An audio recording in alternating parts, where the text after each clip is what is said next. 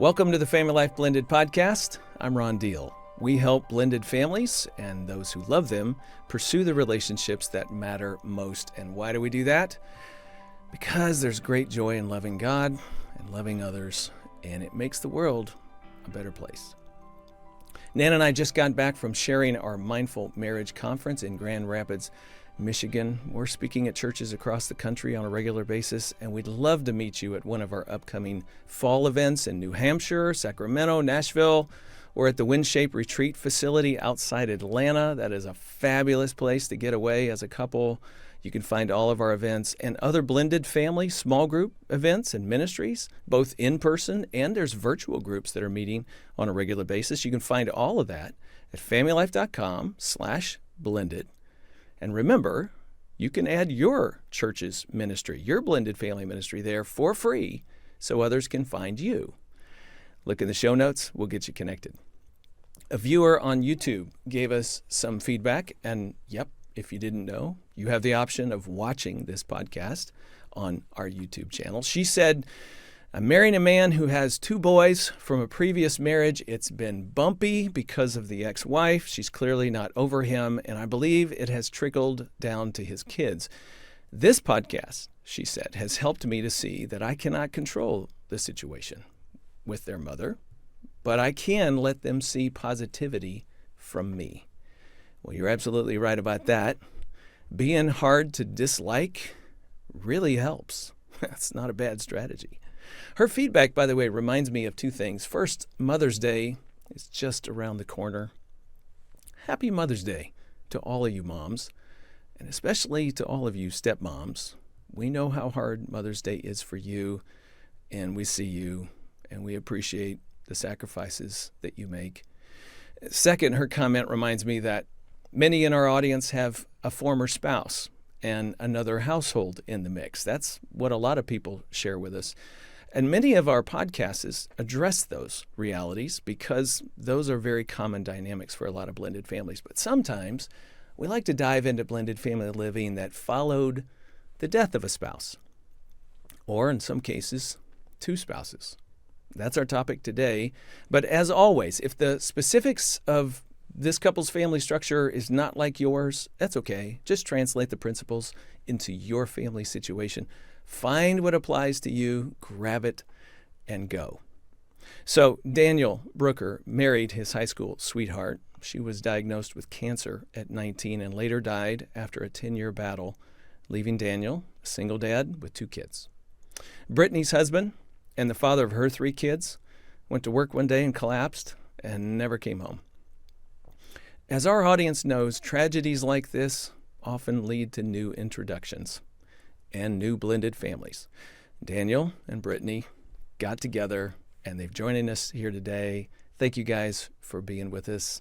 I'm glad to have you. Been looking forward to this.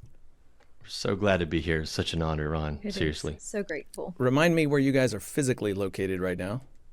Atlanta, Georgia. You're in Atlanta. Okay. All right. I mentioned the WindShape Retreat facility. You ever been there? Yes, not for an event. We've been through there because it's on a beautiful Berry College, which everyone in this area knows well. So it's a great spot. Yeah, it's if you can ever get to a retreat there out at WindShape Retreat, make sure you do that. It's one of our favorite places to get to and a great place to lead and just sit and talk about life. Okay, speaking of life, let's jump in. Daniel, you brought 2 kids into the marriage, I believe. Brittany, you had 3. Is that right? Yes. Mm-hmm. And then you guys have had 1 together? Yes. That's right. Okay. So big family, right? Big family. We yes. do. And married for 9 years. Mm-hmm. 9 years, and we have to double check. We look at each other when we say the time frame. Like, has it been 9 years or 19 or 90? You know, we don't know. A little bit of a time warp. We have a lot of teenagers right now, so we have ages 15 down to 4, but most of them are teenagers, and then we have the one that we had together who is 4. Gotcha. So the smelly socks, has that hit your household? Oh. They've been here for quite a while. Yes. And we gave up on the matching socks. That's another season that we've entered. Just don't even try to find the pairs. Yeah. Well, one of the unique situations with blending a family is that we have so many kids close in age, you know, especially with our stories because we have adoption. in our story as well. So it's kind of a funny story when you go some places and people are like, how many sets of twins do you have? And you're like, none of them. And then they say, well, how long have you been married? And then you're like, well, you have a great day. You're like, we don't have time to go into this whole story, try to figure it all out. So. Well, that is so funny you said that, because that was the first question I was going to ask you guys, not just because of the numbers of kids, yours, mine, ours, adoption, but both being widowed. I'm wondering what kind of reactions do you get from people when they say, oh, hey, here's some new people, and you introduce yourself and they say, tell us about your family, and you kind of just unload, even if it's just a little bit. How do most people react? Some of them regret asking the question because they don't know how to process it. Their eyes go like this, and then they kind of backstep emotionally and maybe verbally. Others are like, oh my word, tell me more, because maybe they have some type of story in their background or in their life that they want to know, hey, I need to see how this compares to my experience or someone I know personally who's walking through that. It's as time goes on, you learn to give a short version of that, not knowing if it's going to extend into a 15, 20-minute conversation in the middle of Costco or if it's just going to kind of end awkwardly. But you always kind of like just... If you want to go there, you've got to be willing to say, hey, here's enough information to get the lay of the land. Now, what's your reaction to that is going to be kind of the rest of the conversation. Do you want to engage or say, oh, wow, okay, well, have a great day?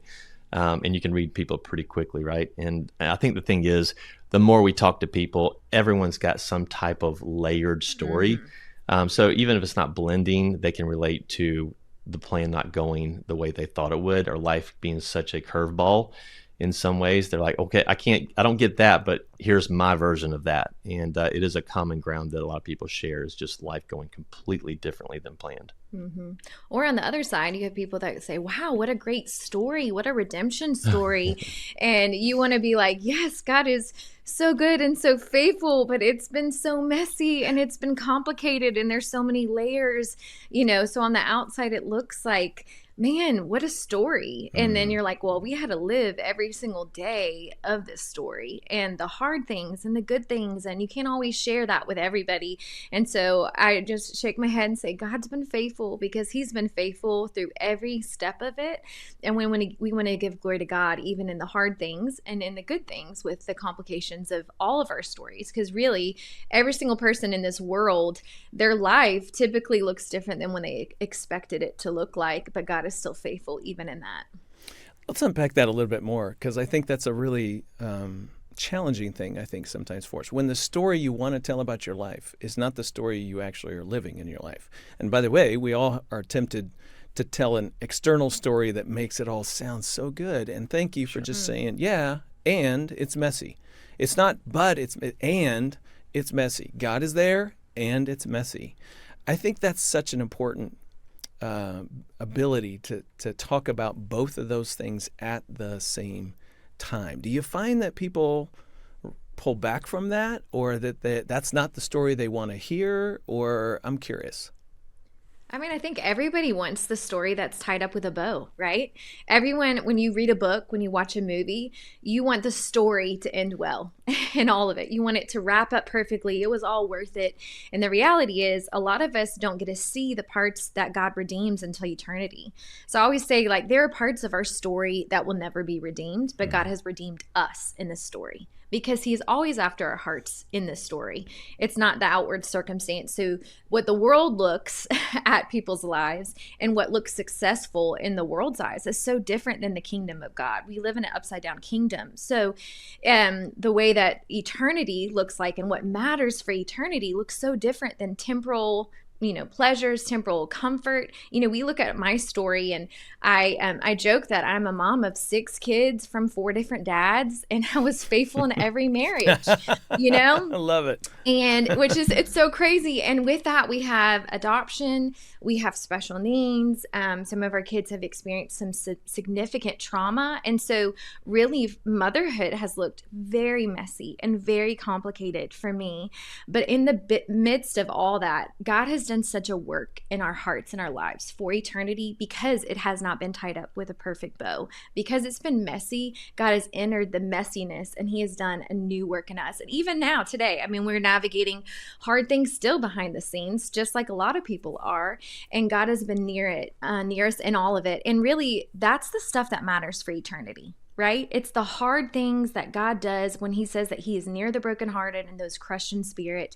That is really where the power comes from, is when we are utterly weak and when we are at the deepest, lowest parts and God enters our stories and he becomes the strength. He becomes the song. It is for his glory. And so oftentimes, when I long for the comfortable life and when I long for it to be tied up with a bow and it's not and it's still messy, there are times where I'll look at Daniel and say, you know what? God has called us to give glory to God in the good things and in the hard things. And for some reason, God has chosen our family to give him more glory in brokenness and pain, because honestly, that's a huge part of our continuous story. And I want to be found faithful to give him glory right there. Yeah, and so well said. And I want to press in because I know even in my own life that redemptive element, that thing, eternity, we're going to finally see in eternity, what God was doing, how it all worked out, and we are being redeemed, even though every little messy part of our story is not what we want. How do I hold on to that perspective when life stinks today, when I'm feeling the stress or the pressure or the tension in a relationship? How do I hang on to it? How do I bring that in? How do you guys do that? Like, hang on to that eternal perspective in the midst of the hard moment that's happening right now. Early on in grief, it was the first book I remembered reading after Lindsay went home to heaven. And one of the concepts in there that shifted me, and actually it's an app that I keep on my phone even now, 10 years later, is this concept of, as believers, we get to anticipate the hope and reunion that heaven brings. And so in my hard days or any of my days, I have to, instead of looking back at what I lost or looking back at what I thought life would look like, I have to anticipate that each day is bringing me closer to my home. I'm a citizen of heaven, bringing me home to heaven. So I don't know how many more days I have till I get to heaven, but I know that it's one more day closer to that arrival. And I want to show up with a story to tell, not just here's what I did, but here's what God did in my story. Here's how it was not wasted. I think all of us can probably land at the point of, this is so awful. I think the more awful the thing is you go through, the more grit you have to say, I won't waste it. Yes. I don't like it. I don't want it. I would never pick this, but it's so awful that I refuse to waste an ounce of this experience that I've been through. So that means I am more disciplined. I am more eternal minded. I'm a better friend. I'm a better spouse. I'm a better whatever that is, to say, I don't want this to ruin me. I mean, I think this may sound hard to some people and even sounds harsh to me as I say it. But I think the only thing more tragic than grief or loss is going through those things and staying the same, or allowing it to be the end of your good. We're reading in Job right now. I'm reading in Job. Job 7:7 quotes Job as saying that there's no good days ahead for me. Like, I'm paraphrasing. He's convinced there's nothing good ahead for me. This is it. And yet as believers, we know for a fact that there's good ahead still. But even in these moments, we can become more refined, even though we don't like the fire we're in. And that looks practically like, my perspective. I'm going to struggle with my perspective. Like, everybody that's listening today, we don't have to be like, what is your pain? I bet you've never thought of it today, right? Whatever we're struggling with, our pain, our hurt, we think about that all day long. That is something that comes very natural to us as humans.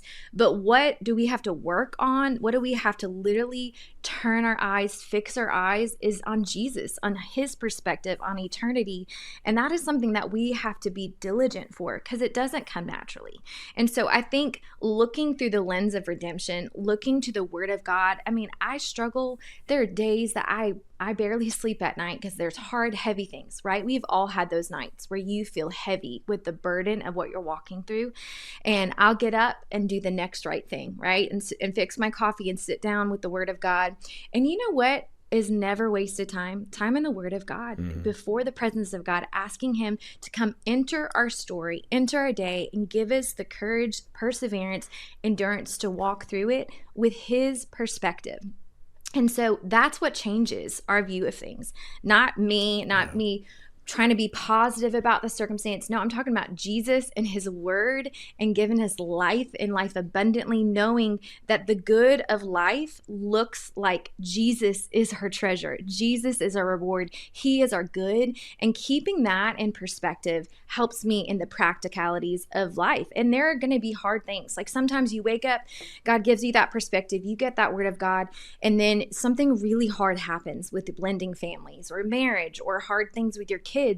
And it's what we do in those moments. Where do we shift? Are we filling those moments with other things so we don't have to feel it? Or are we feeling it and asking God to enter those moments and ask Him to do something with it? Because often what we do when things get hard is really the pattern of our lives, of where we turn to when things get hard. And so in those moments, sometimes it looks like I get on my knees in the kitchen and I just say, God, I didn't ask for this part. God, I don't know what to do. Would you just come? Will you show me what to do?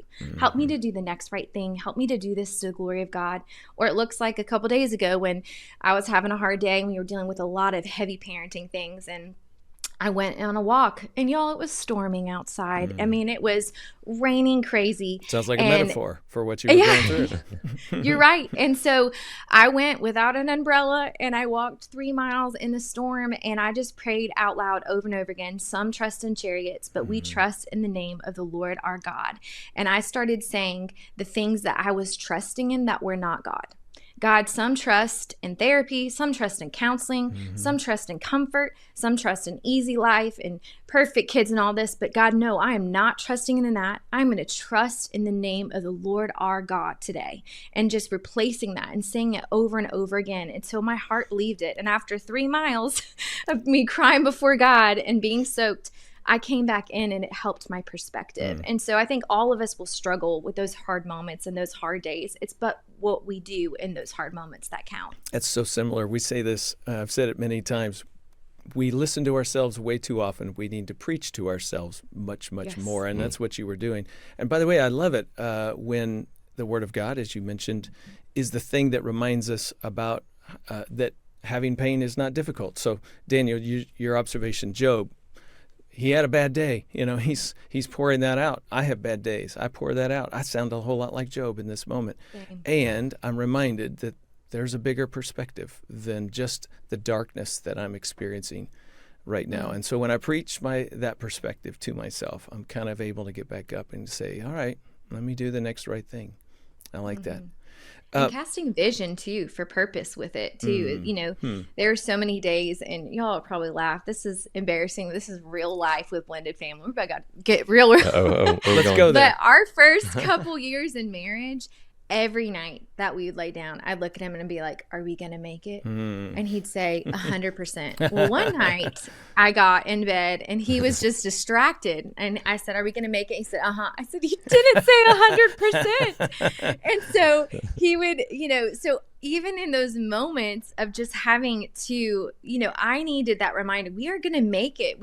And so that kind of has shifted where I don't ask that anymore. Instead, when we get in bed, I'll be like, you know what's going to be amazing is one day having grandkids and having kids that love Jesus and spouses that they married that love Jesus, and getting to see the fruit of the hard work of believing and trusting God with our family and with our kids, and casting vision for what the future is going to look like as we toil in the hard and do not grow weary. As I'm weary laying in bed, believing that God is going to do exceedingly and abundantly, and that we are going to be around to see the fruit of the hard labor of today. That's so good. I'm such a believer in the and. You know, if we say, well, I trust in Jesus, so that means I don't have any pain or difficulties, or we don't have to, you know, no, I trust in Jesus, and life is hard and life is messy. And I set myself up with some expectations that are not happening. They're not reality. And, you know, when you run into that, you kind of go, wow, are we going to make it? And you remind yourself and you go, well, trust in God. We keep going, do the next faithful thing as best we can. Do you think sometimes couples in blended families set themselves up with the expectation of, we've already been through hard. Like, when you guys got together, you'd already been through some serious hard. Sure. Yeah. Do you sometimes think people go, yeah, okay, so God's going to take it easy on us. It's going to be all right. We're not going to have any more difficulties. I mean, the honest answer is yes. You've like, okay, we've already filled up our card of hard things for the lifetime, and but then you have to honestly say yes. Well, we know that's not true. That's a hope. That's not an assurance. And so that's when you start realizing, like, if I had known how hard blending would be, even with an amazing wife and awesome kids, if I'd have known what was coming, I would have been in the Word a lot more. I would have moved my body a lot more. I would have gotten to a point where I would have put in more work to prepare for the next season, not knowing if it would be easy or hard. But I do know that all things that are worthwhile take an incredible amount of investment emotionally, spiritually, physically. And so it's important to train and to prepare that, hard or good, I want to be ready for both at the same time. And that takes some prep involved in that. So when we enter a marriage, I certainly wish I'd have taken a little bit more "and" in there. Like, it's been hard and it may be hard again. So let me prepare and be ready for whatever God has for us, and be a good leader and a vision caster to it, and be on the offense instead of defensively reacting to the next season of hard. Yeah, I say that death broke me and blending humbled me. And those are two different things.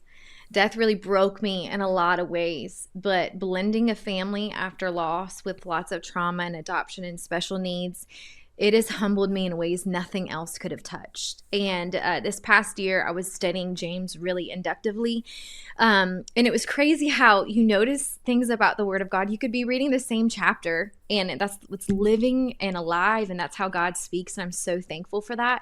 But I read the part about how in James, it talks about various trials of various kinds.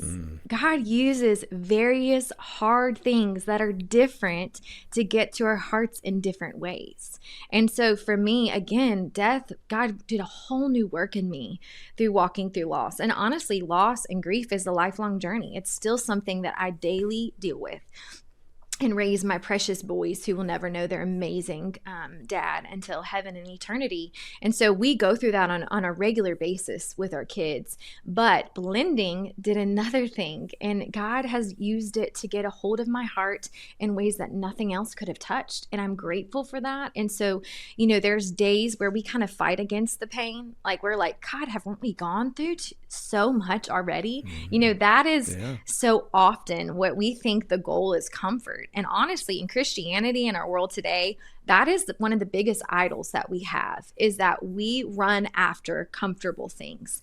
And I remember being in the car one time, and we just had a horrible day. It was hard. Everyone's trauma, pain, triggers, everything's coming out. I'm driving the car. I've got my sunglasses on so my kids can see me just crying. And I just remember crying out to God, like, God, our kids have already walked through so much. We have already walked through so much. And just the Spirit of God just resonating in my heart. Do you want your kids to know comfort, or do you want them to know Christ? And in that moment, just yielding and surrendering their stories, our stories, and knowing, God, you know what? The ultimate plan for my kids that I want is, I want them to know Christ more and deeper. And if it takes this, no, none of us would ever pick this pain.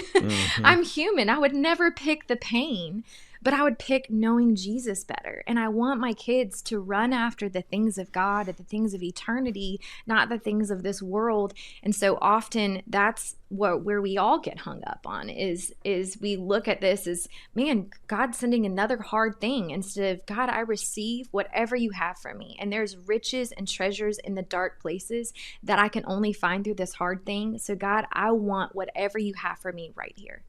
I was reading just this morning, Proverbs 3, Hebrews repeats this, the Lord disciplines those he loves.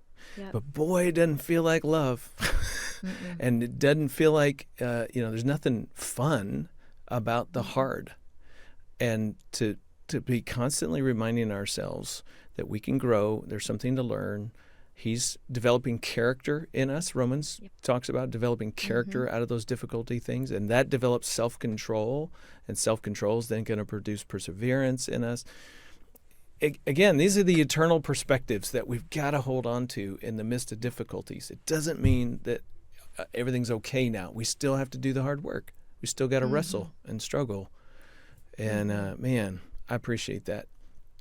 You guys just sharing and being candid about it, because I know that's where everybody lives. That's where we all live.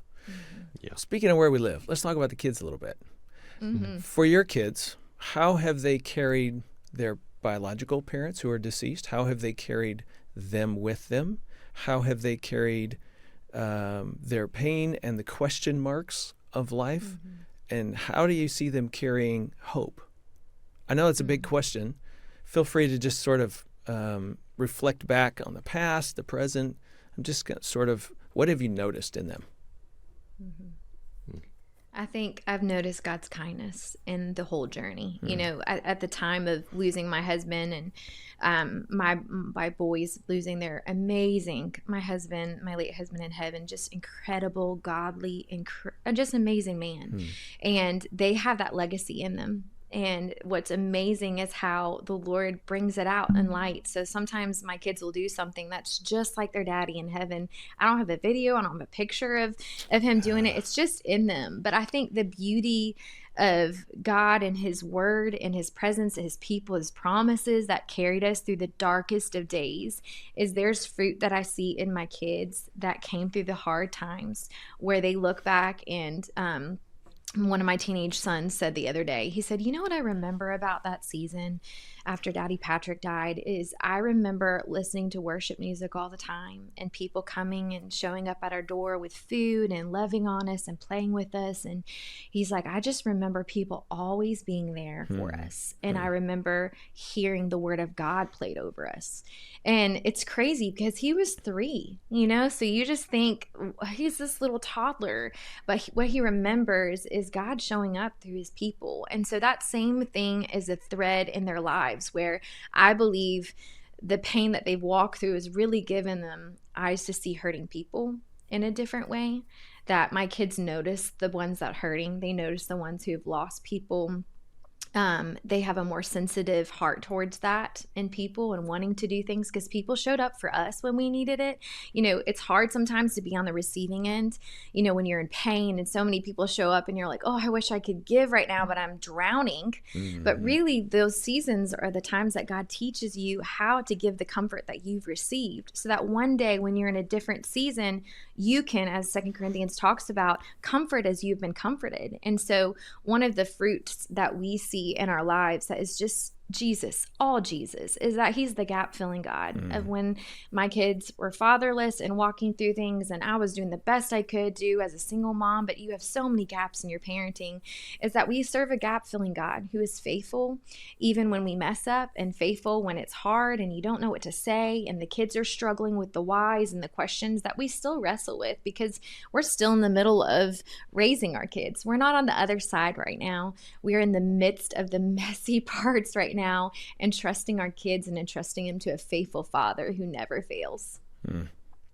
Even as she's talking, Daniel, I'm wondering, how do you live in the shadow of their father? So I never struggled with insecurity until I stepped into this world of blending. And not that Brittany made me feel that, but just the implied responsibility that you're showing up behind someone who lived an amazing life, packed so much good and so much purpose into the short years that he was given.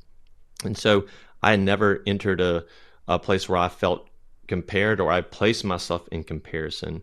And it took a renewed effort to know my identity in Christ and feel confident that God had placed me into the story for a purpose. And that purpose was not to be compared, but it was something to completely be pursued, and that I should walk in confidently.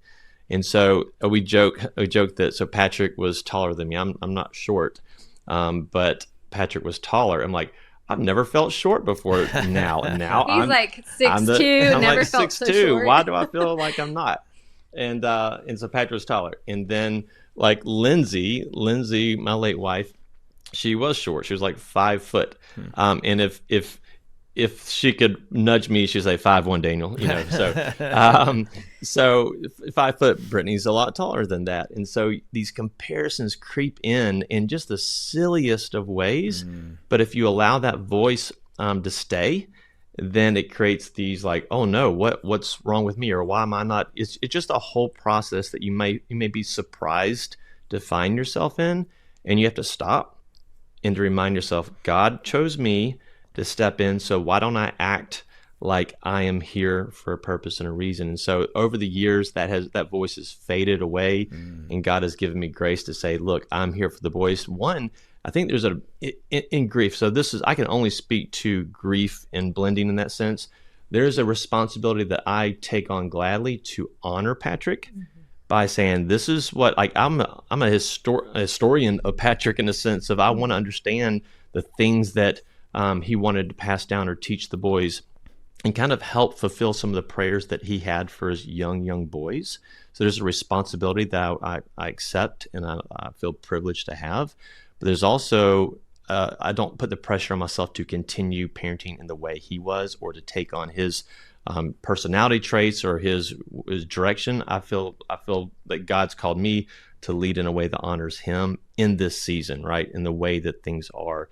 So I just try to honor Patrick well, and also try to just run in the strengths that God's given me. My set of skills and personality traits are different than Patrick, and that's great. Same thing for Brittany. Her personality is different than Lindsay's.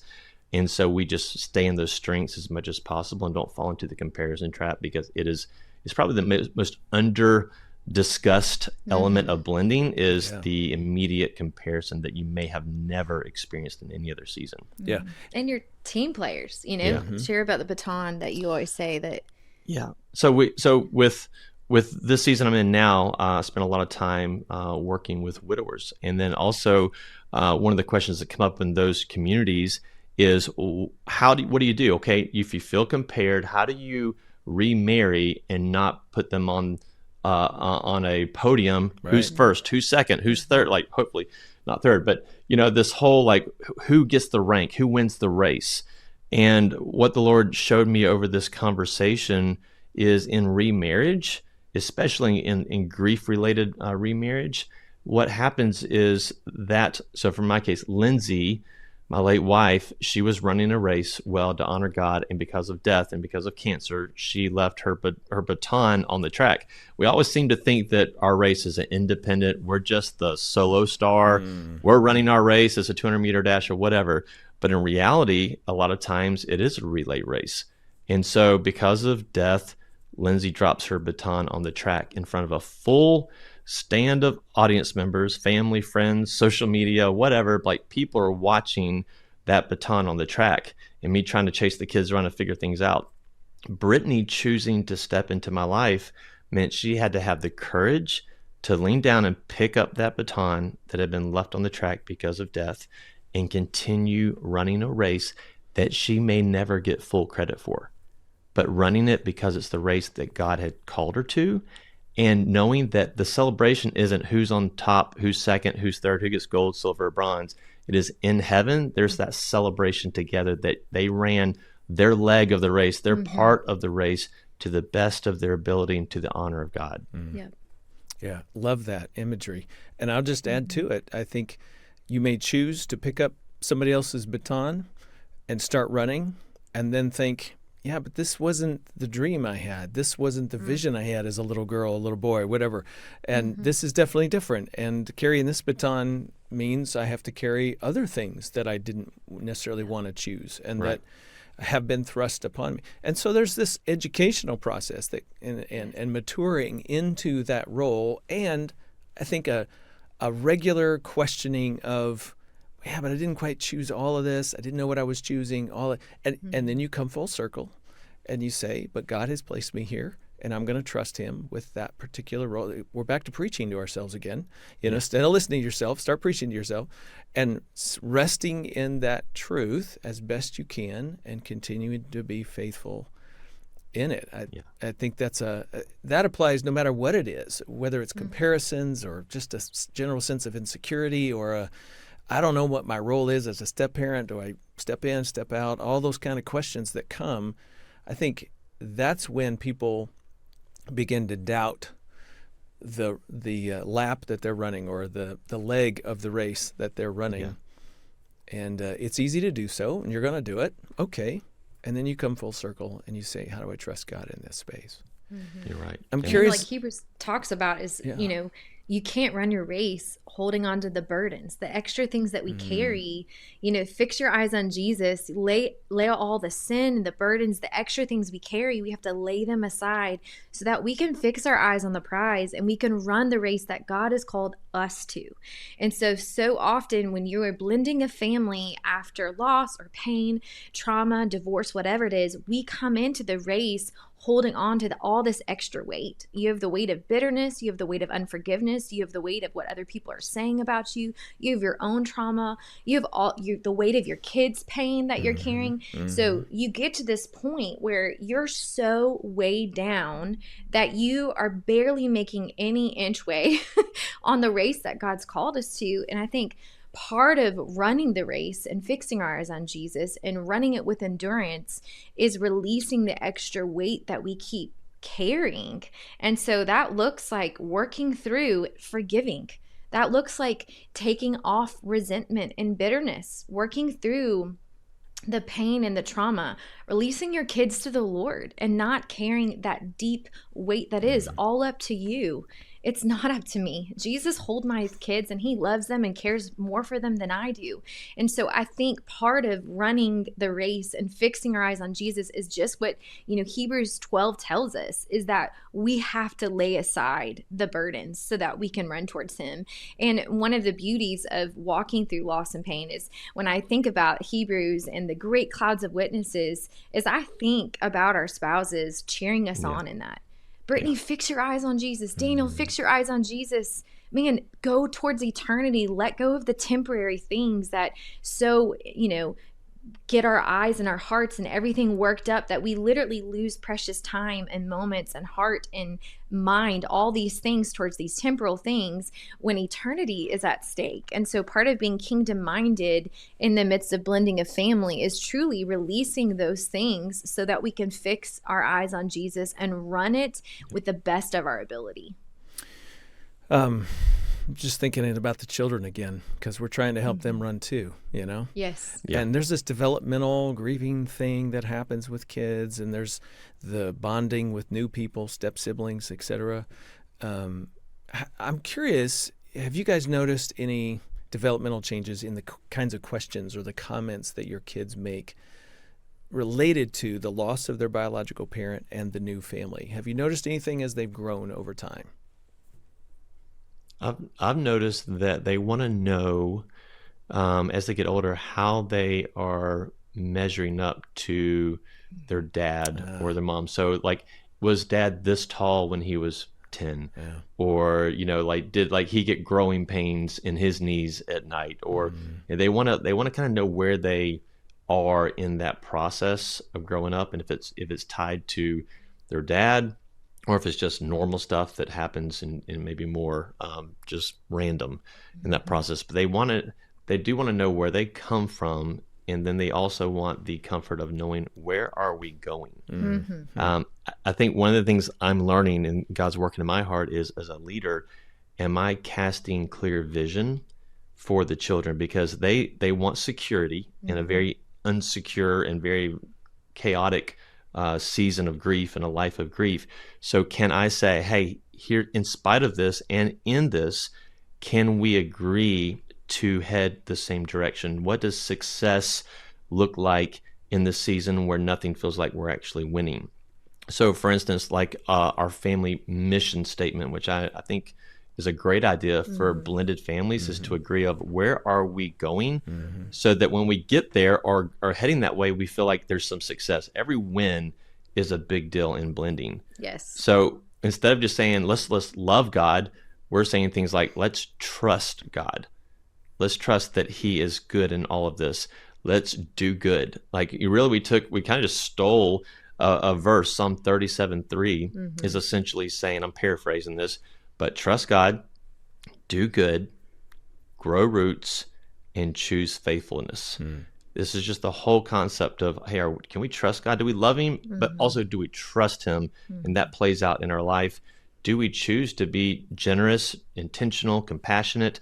Like all these things that our hearts are being broken for, are we doing this thing? So I say that to say that as the kids are navigating this, it's a good idea we're learning to give them clear vision to say, as we navigate this, we're still going to go towards something we've agreed to do. And it gives them a little more comfort and an anchor in that process. So no matter what question comes up, they know that, hey, we're still on track and we agree that this is the direction we want to go as a family. In parenting, I think the further we get on in the journey, it's been messy. I mean, it's been messy. The questions, the gut-wrenching questions. I mean, one of my kids got a birthday and he said, I know that you said that my daddy loved me, but did he know that I loved him? Yeah. Because I never got to tell him because I was a newborn when he went to heaven. And you're walking through these questions with your babies and your kids that are just devastating, where all you can do is just hold them and cry with them and say, of course he knows. And if you could talk to him today, what would you want him to know? You know, and you process that with him and walk through them and you sit with him in the pain, because there are some things that are going to come up that we will never have the answers to this side of heaven. And I think the further we get, as my kids get older, is they all have so many more questions. But it's really neat. We've been reading the Bible together as a family this year. And one of my kids walked in the kitchen the other day and said, man, Jesus' family was so broken just like ours. Yeah. And we're in good God company. And it was like this moment where he goes, God picked the most broken family to come from for his glory. And if he can get glory out of that broken family, then he can get glory from this broken family. And so as hard as the questions have been as they get further on, and, you know, for us, because of the way that my husband passed away, you know, medically, my kids have to go get checkups very frequently. And there's some real fears. Yeah. There's some real hard questions. There are things on this side of heaven I will never know the why. And so we just have to ask those questions, give them to the Lord. Even Jesus on the cross said, why have you forsaken me? You know, Job was a righteous man. He asked why over and over again. But we still have to land in okay, we will never know the why, but God, what do you have for us here? Yes. I can't change the fact that all of us came into this family with trauma and pain and loss. I can't change any of that. But I can say, God, what do you have for us right here? In the mess of today, in the mess of these questions that my kids have, and the longing they have for eternity and for their dad in heaven, the longing I have, right? No mom would ever pick the story for their kids. I wish that, I mean, I've told this to Daniel so many times, and I can't believe I'm about to say this on air, but I used to tell him, like, I wish I didn't know you because I wish Lindsay was here. I wish I never knew you. I wish I never knew your story, because I would never wish this on you or your kids. I would never wish this on any of us. And so we can't help that this happened. None of us picked our stories. We only get to pick how we steward our stories. And that is, so very important. That's where we have to land. That's where we have to land. And thank you for that. And by the way, I just want to add a little commentary for our viewer or listener. What you guys are talking about here is what we call developmental grieving. It's what everybody in life does, we as adults, but in children in particular, that as they grow and develop, the baby who becomes a child, who becomes a teenager, who now has the ability to think abstractly about life and relationships and think backwards about how things were and forward about how things are now, they have a whole new set of questions. They have a whole new set of things they have to grieve or process or dialogue about.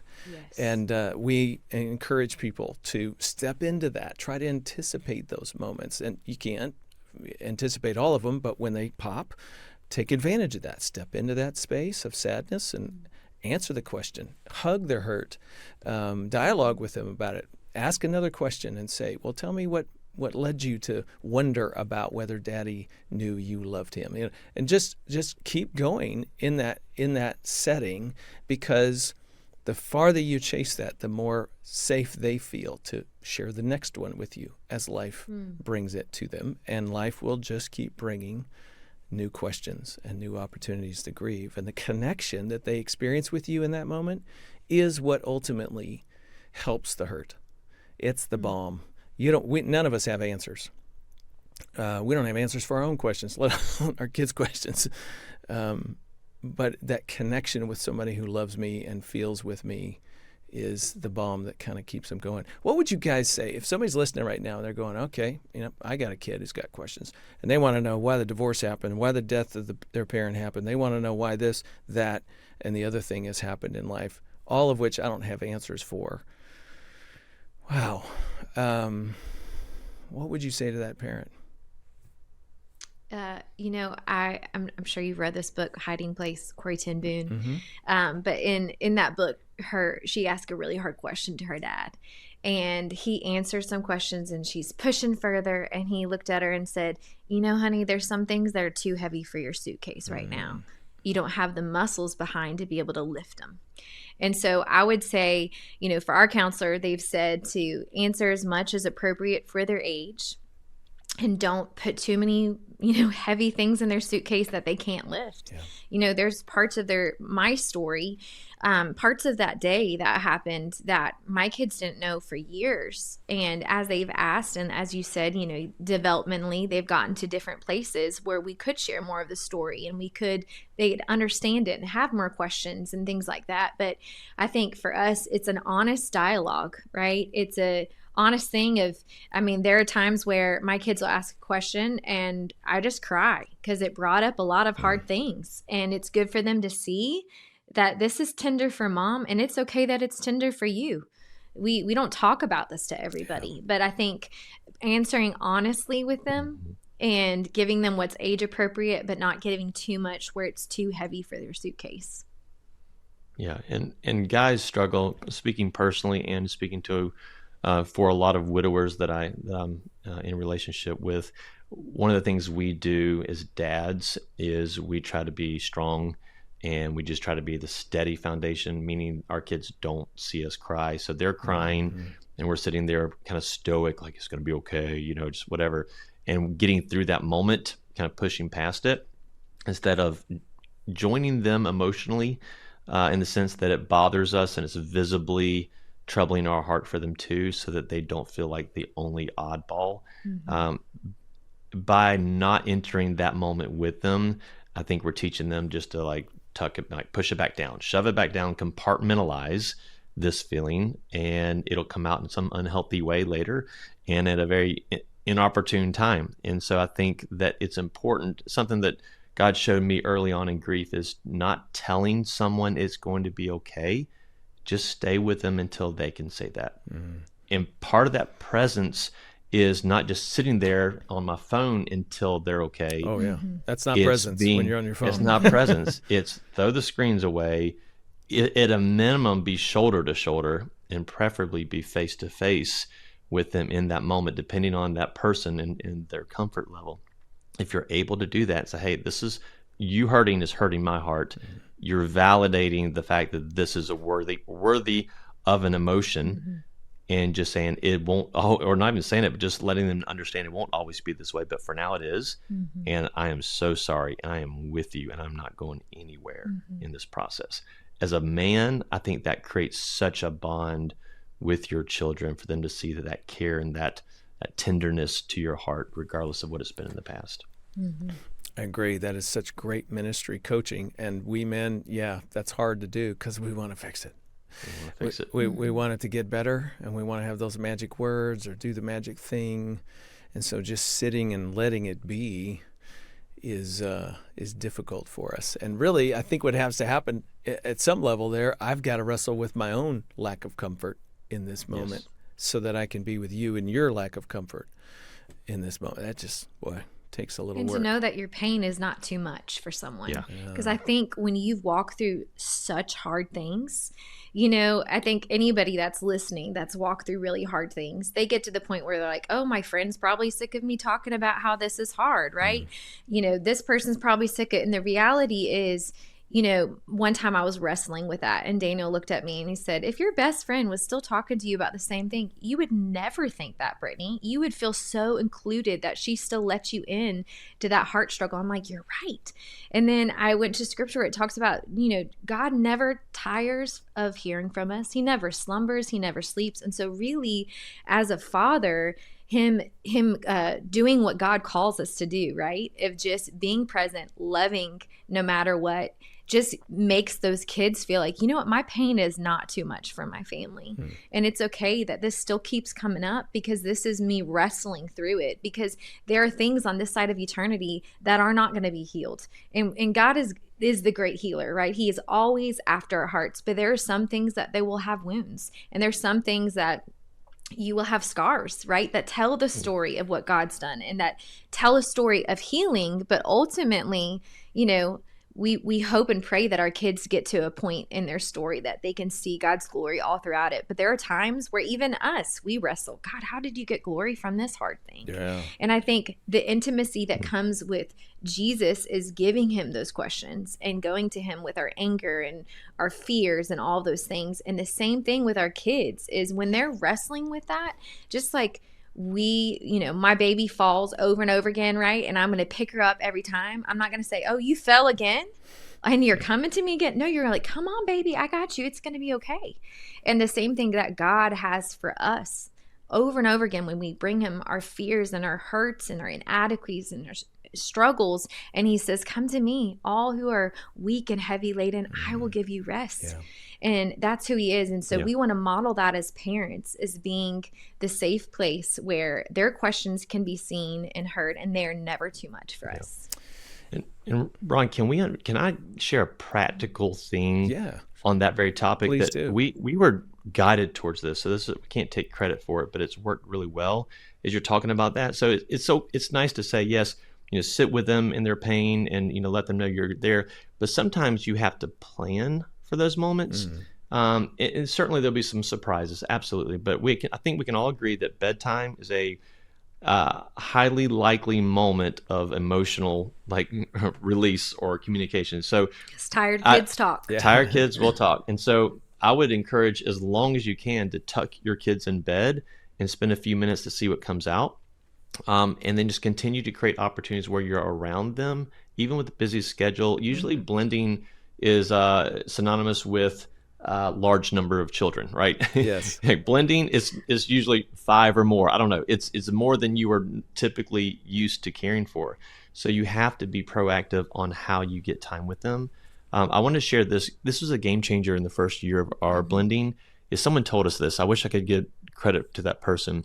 But we basically launched we called it Special Night. So we had 5 kids as we blended our families. They're 6 and under. 6 and under. So super young. So they were all fighting for attention, and rightly so. Like, where's my place in this whole new, blend? So we realized 5 kids, 5 weeknights, we have something here in front of us. So what we decided to do was we gave all of these kids, each kid had a special night, Monday, a Tuesday, a Wednesday. And that child knew that he got or she got 30 minutes to an hour, honestly more like an hour of time with just me and Brittany. And so the rest of the kids would go to bed. Okay, if bedtime's at 8, 7:30, all the kids go to the room and have quiet time or book reading or whatever, play with your toys. And that one child could, within reason, pick anything they wanted to do. Build Legos, go outside in the yard, or jump on the trampoline, or whatever it was that made them feel loved. And we would do that thing, that activity, just with that child. And we did that for about a year. And that created such a bond and an opportunity to get heart checks along the way.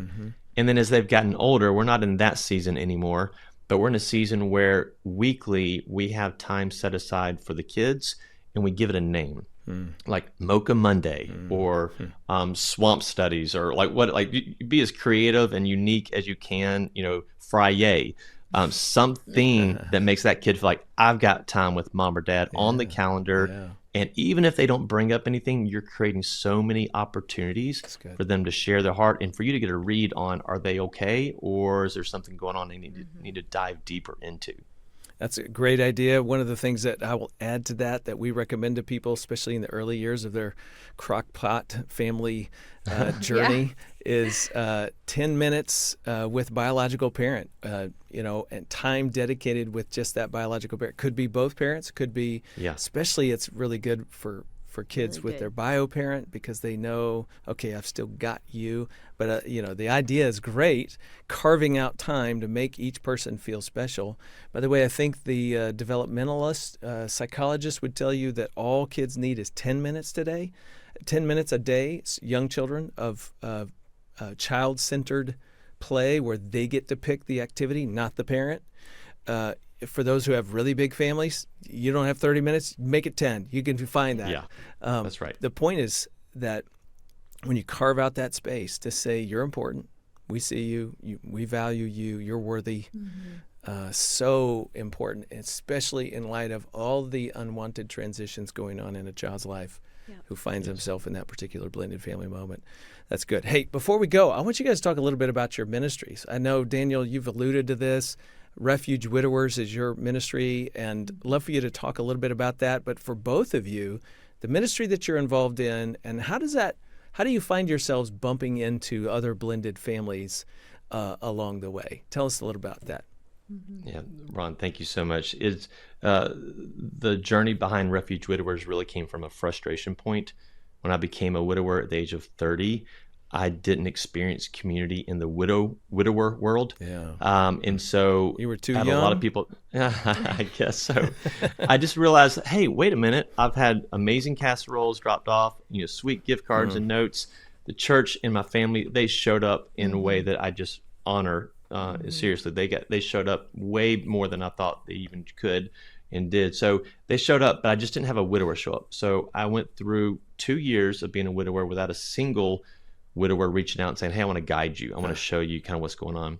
So when Brittany and I remarried, I realized she had amazing widow community conferences and retreats and gatherings and small groups. I'm like, that's awesome. However, I'm jealous over here. That's not an option for me. She's like, surely there is.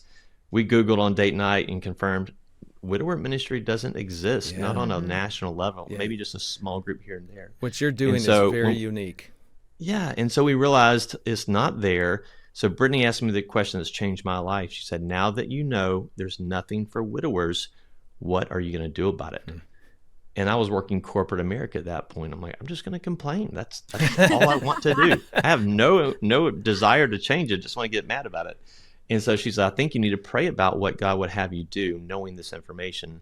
And so fast forward 6 years later, I'm now in full-time widower-focused ministry called Refuge Widowers. Wow. We launched it 6 years ago with a single retreat where we put out a Google form and said, if you're a widower, show up. And they did, because we were the only thing there. It wasn't because we were special. It was the only option. And God's continue to bring widowers, primarily with children in the home, to our retreat settings, where we get to say, hey, you're not crazy. You're in a place where you're safe, understood. We're with you, but we're not just going to say, hey, we're sorry. We're going to provide gospel-centered community and launch you back out with that brotherhood that's going to continue to walk with you. We say things like, Refuge has a start date when you come to the retreat or reach out, but it doesn't have an end date. Because of this very thing is we know a lot of them get remarried, guys speaking very quickly, typically within the first year, almost all within the first 2 years. And we noticed our community was remarrying to widows. So it was a widower remarrying to a widow, 5 to 7 to 8 kids bringing together. Yep. And we noticed that our ministry now involved blending family ministry, which was not even the initial thought.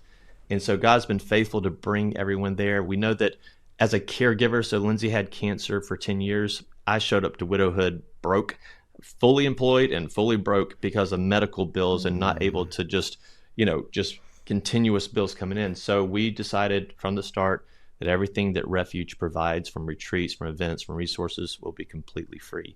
So all widowers can attend and be a part of this community for free, because we don't want cost to stand in the way of hope.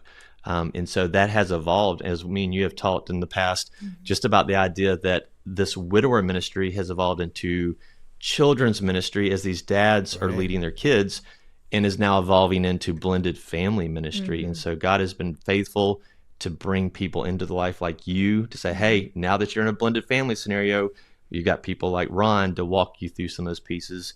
And because of our friendships that started out with, week one of grief, now we're walking with them by the grace of God to that place of, we want to continue showing up for you, because the same God that was with you in week one of grief is going to be the same God that's with you in the week one of remarriage. Yep.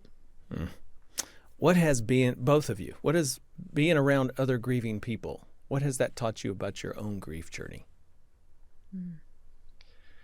I think that I'm the most blessed widow in the world. I say that in the way of saying God has been so good to us with himself. Like you encounter people that have been walking through loss for 10 years and they're in the same spot that they've been in, or you encounter people that not one person showed up on their doorstep after someone died, that they had no community, they didn't know Jesus, they had no hope, they were wrestling and drowning. And so I say that to say that we have been so blessed by Jesus and his people and his word and the hope and the community that you had built before loss. You're always preparing for the trial you're about to come into, not even knowing. I had no idea at 25 that I'd become a widow with these precious little babies, and why some people are, still living the single life. I'm, being a widow at 25, so young, and trying to figure out how to raise my kids and all this.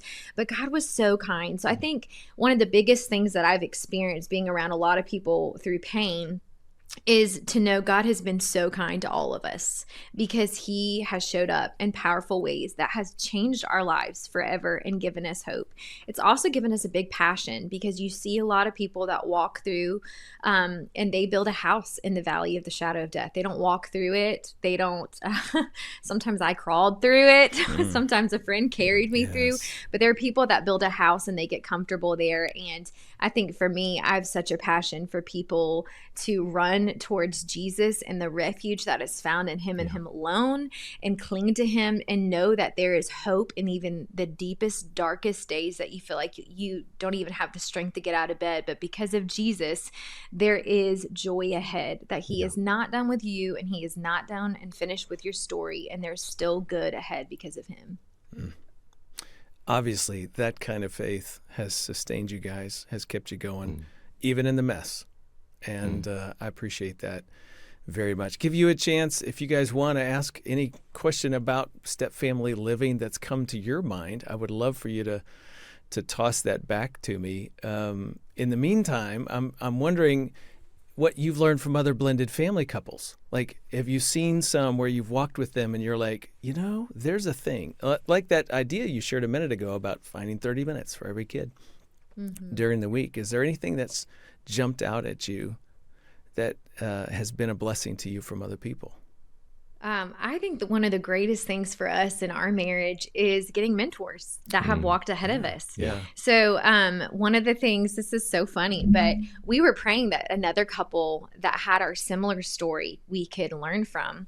And it's hard sometimes to, you can look, when you're blended, sometimes you feel like the oddball out, like all these nuclear families that have this easy life, and, these kids are doing great. They've never encountered trauma. And you're like, here we are drowning today because we're navigating some hard things behind the scenes. Or I've had this kid in my house for 2 weeks, and, you're trying to learn them, and there's just so many complications with it. And so God brought some random people that we met, just and crazy. I mean, getting my hair done one time, and someone was like, I heard some of your story one time. I think I know someone has the same story. And I'm like, oh, really? I would love to meet with them. I get the person's number who has a number of someone else. We meet them for dinner. 4 hours later, we glean, we say, what do you wish you would have done differently? What are you glad that you did? That's what we ask every single couple that has gone ahead of us. And then we frequently meet with them and ask wisdom, because you do have issues and struggles and things that you come up with, and you need people that have gone ahead of you. And in our case, people that have godly children that are raised and doing great, and you can look at their life and see the fruit of it, and they have a good marriage. And so we want to learn from that. So one of the most beneficial things for us is had mentors that we could go with the messy questions. I mean, one time this lady, I was like, pray for me, I'm having a hard day. And she sent me a text and said, I just want to remind you that the simple life does not mean it's a godly life. So you longing for a simple life where A plus B equals C does not mean it's going to be a Christ exalting, impactful life. So long for Jesus instead. It's just when you get that in your life and these people speak truth, it really pulls you up instead of, Daniel says, a lot of times, people can correct you or critique you. And he said, but we need calling up. That's what we need. We need the people that will coach you and call you up into greater places. And for us, that's been a huge thing. Yeah, absolutely. I would also recommend getting an appropriate size vehicle for large families so the sin doesn't come out on car rides. It's critical. Why would you put all your kids shoved into all those little seats and expect them to act like angels? It's just not going to happen. So upgrade the vehicle if possible. That's important. Community as well.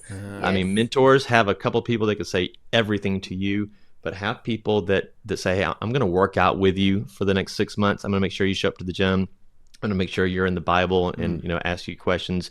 Some of that pressure is good if it's pointing to Jesus. And as guys, we don't do a great job of community naturally. Yeah. So choosing that is important. I am the richest man in friends, and God has just provided that, but I had to pursue it. It didn't just get dropped in my lap. Some of those things God did bring people to me, but I had to ask someone, hey, will you be my friend?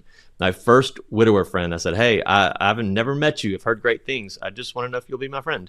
And, 10 years later, we're great friends. And things like that are things we have to pursue because they do make a huge difference. And, with community, sometimes, we joined a small group.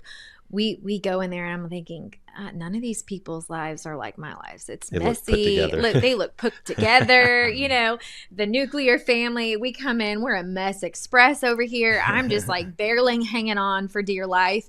And I was honestly judgmental about that. We go in this small group and I'm like, everyone's got it together. Where do we fit in with this? And Daniel was so gracious and said, babe, just give it some time. And really after he said, you will never have community unless you plug in. And so I just kept going every week and getting to know these ladies. And I started praying for their families and praying for their kids. And you know what happened after 6 months? I realized nobody has it together in this whole group. We're all, holding on to Jesus, and we all have messy lives. It just looks different. Right. So often we're scared of community because we feel like we're too messy for it, when really that's what we need. Most of all, for people to come alongside of us in our mess. And do it for others. That's right. The irony is when we're standing in judgment of other people about what they may be thinking about us, we create a roadblock to finding out what's going on in their world, so we discover they're exactly like us. Man, so true. That's right. The body of Christ, we are more alike than we are different. Yes. So true. And I do have a question for you, Ron. Okay. Are you ready for this? I'm ready. Okay. And if I don't know, I'll just say, I don't know. I bet I know what you're going to ask, but go ahead. Let's see how we're synced up here. So if you could speak to any blended family, and what would be your number one thing that you wish you could say to every single blended family? The one thing I would say to every single blended family is God's never been limited by our imperfections. As a matter of fact, the story of Scripture is one story after another of God using people in spite of who they are, not because of who they are, and Him accomplishing His purposes. His narrative always prevails, and we just get to play a role in that narrative as He walks with us, teaches us, and shapes us along the way. So no matter the specifics of your journey to this blended family moment, no matter what the backstory is, it's a story of imperfection. That is the only story that has ever been told by anybody walking with God. So you are not in a new space. you are exactly where you should be.